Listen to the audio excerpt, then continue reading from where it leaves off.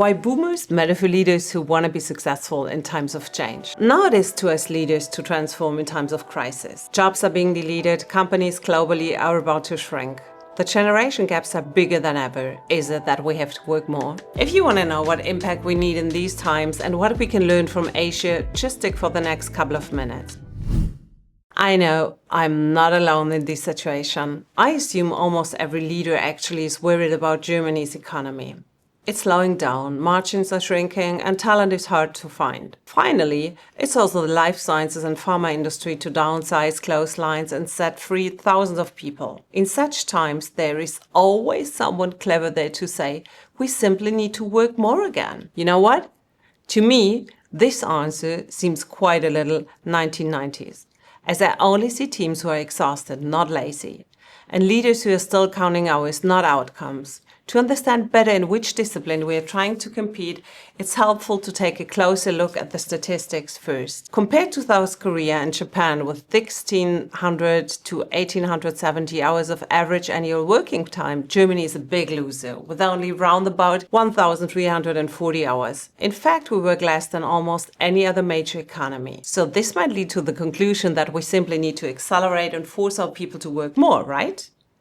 But here's the twist. In life sciences, more hours don't always mean more innovation. Hours alone don't create breakthrough. Focus, creativity, and collaboration do. Let's be honest and clear.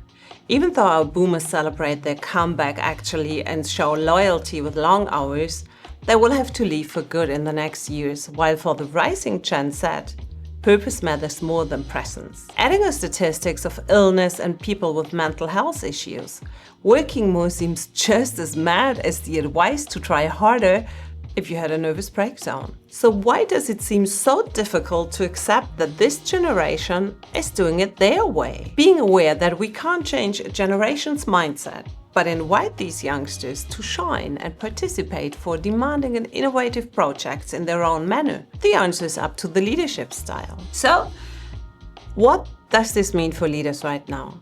In times of such big transformations, we need strong characters who are approaching great outcome in a different way instead of measuring work time. These intergenerational teams need storm-proof leaders who are able to handle the tension when it comes to the know-how transfer. How they do this?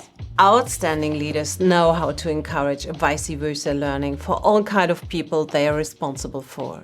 They understand both sides and make space for integration and best practice. But let me explain why it is so crucial not to lose time. Just imagine, for 1 second, what happens if we spend our time with the ongoing discussions or dedicate ourselves to compete with other countries in average working hours. But let me explain why it is so crucial not to lose time.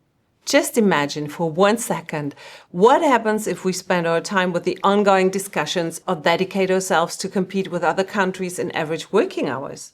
It is clear that you can't bring in something you don't have. A motivation for a quantity of working hours as you see in Asia.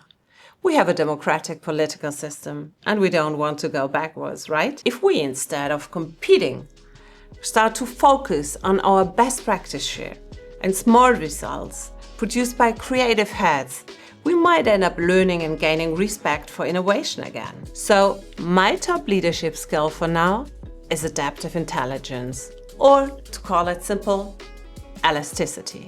Skipping the problem orientation and discussions of the generation gap, but focusing on solutions how to use the next years for this leadership handover and valid results. Securing the transfer between the leaving and the following generations and their different approaches. If you, as a leader, understand the need of a clear vision and cultural openness, there is nothing else you need than the trust from your board. Thanks for watching.